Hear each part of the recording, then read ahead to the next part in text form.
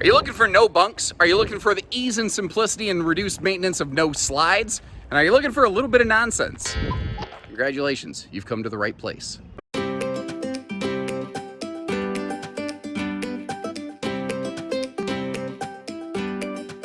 Hey everybody, Josh the RV Nerd here at Bish's RV in Coldwater, Michigan with the 230 RB East to West Della Terra. This is a floor plan that brings a lot of good qualities there, like I mentioned when we first began. If you're looking for something like, there's people out there I call slide skeptics, and that's not meant in a derogatory fashion. Folks like, I just don't feel confident with a slide out, or I don't want to carry the extra weight of a slide or pay the extra cost for a slide and deal with the extra maintenance and upkeep that might go with a slide out potentially. That's where this one comes in right here. And this is actually nearly the same floor plan that my own grandparents ended up camping in, albeit in a Jayco. So this one kind of near and dear to me. Whenever I see a camper with this floor plan, it always takes me back to my grandma cooking me egg sandwiches when we go camping.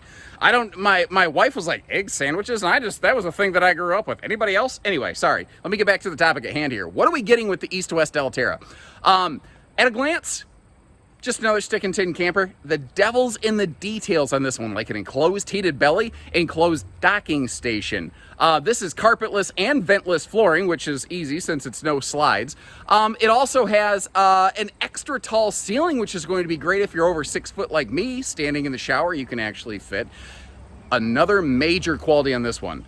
It has a private bedroom. It's not a cut open design with either a true queen bed or a 70 by 80 king, which is kind of cool. So that's the thing. It's easy to look at this one and snipe it. Now, there's a couple little things on it that I don't totally love, and I'm going to be fair and cover those as we go. But overall, if you're looking for something simple, just to have a little fun, make a few memories, and you're not looking for something that's going to require big truck towing, she might be a winner.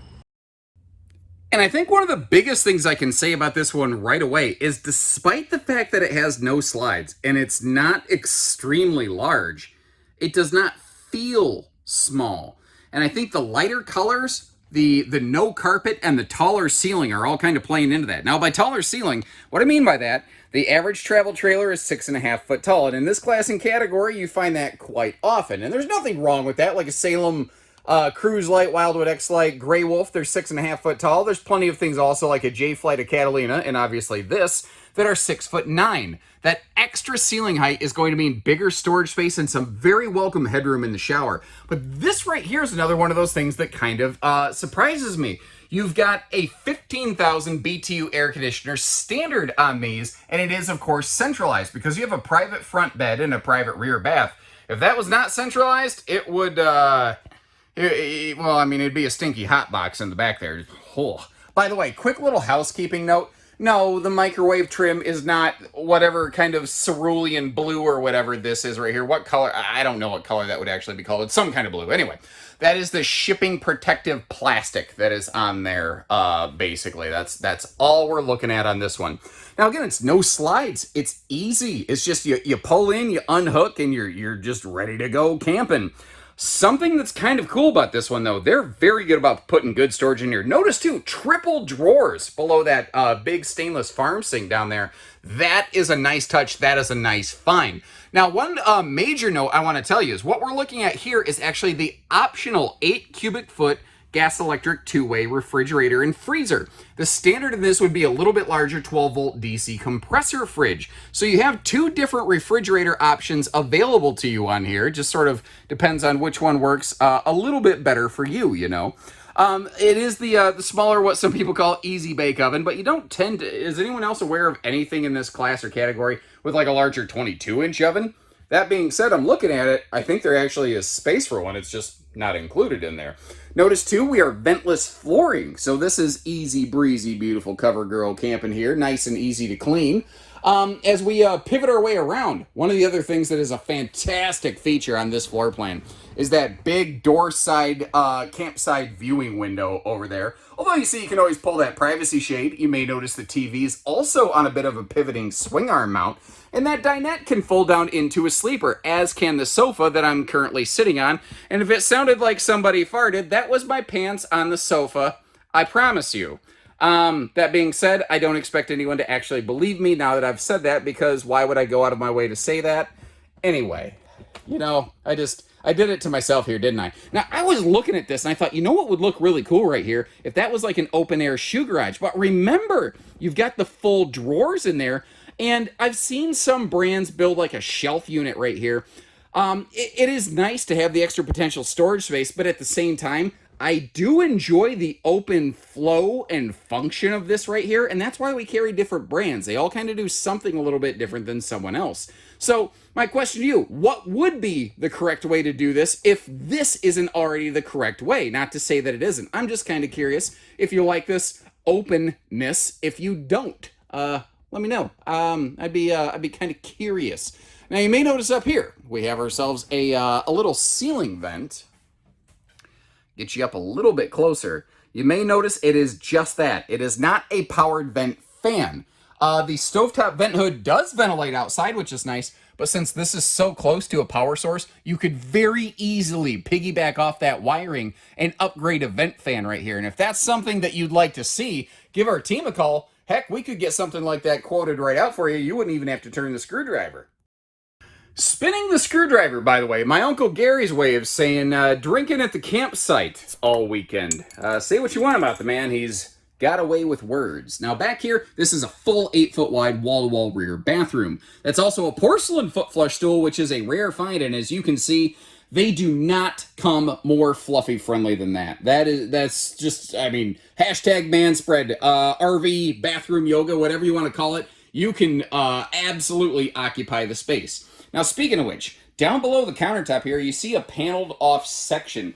There's not storage there on the inside, though. That's because on the outside of the RV, there's some things like some water hookups over in that area. That's where some plumbing is run. The good news is they've given us some good storage space in a few other areas. Like, for instance, over here, you see that you actually have this, like, double vanity medicine cabinet. That is called the Sir Mix-a-Lot Double Up right there.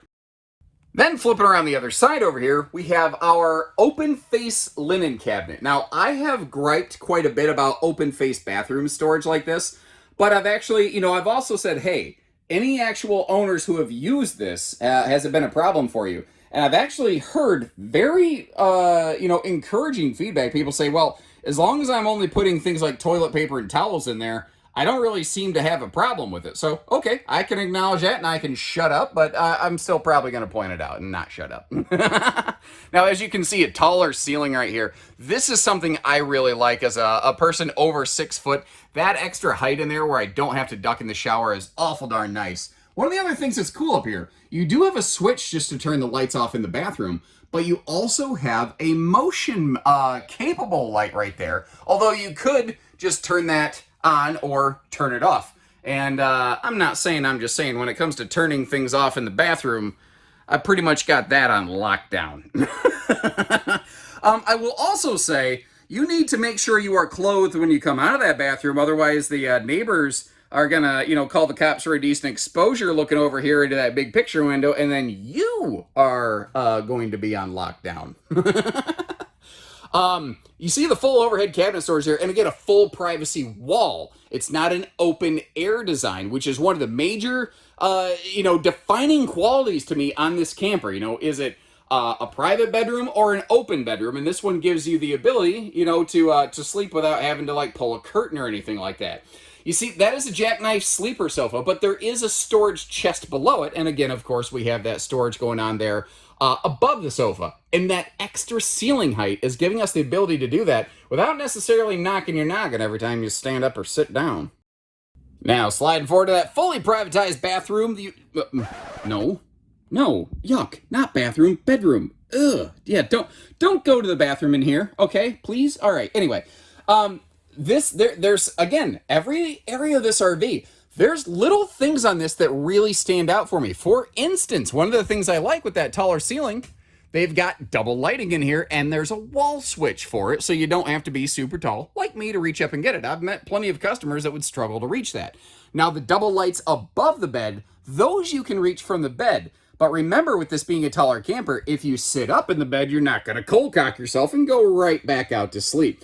And this right here, No matter which way you slice it, this is hard to match in this class. This is a 70 by 80 king bed standard. I'm not really aware of almost anyone else doing this in a stick and tin camper like this, but you do also have the option to swaption down to a 60 by 80 true queen. So no matter what, it's the long bed. This is not approved by the Bed Goblin Union that'll rip your toes off if they're hanging off a short little camp queen.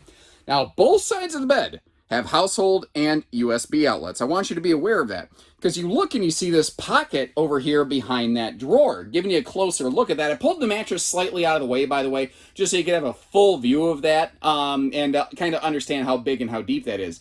Weirdly, there is not a power outlet back there. Personally, I'd really like it. I think if both of these plugs were up there behind that cabinet, to me that would make more sense. But what is your take on that? And the reason I'm asking here is because I know for a fact the East to West brand manager has been watching the comment section on this video and has been gleaning a ton of feedback from you folks in hopes of making this product even better the next season. So if we see an area like that where a bunch of us can agree maybe something should change for the better, well, leave me a little comment and let me know. And the fact is, the East to West guy is reading that. And if I see a bunch of people saying the same thing, I make sure to report that back to him as well. Now, I would like to close this RV and show you the thing up in road mode, but this one's easy. We're already done.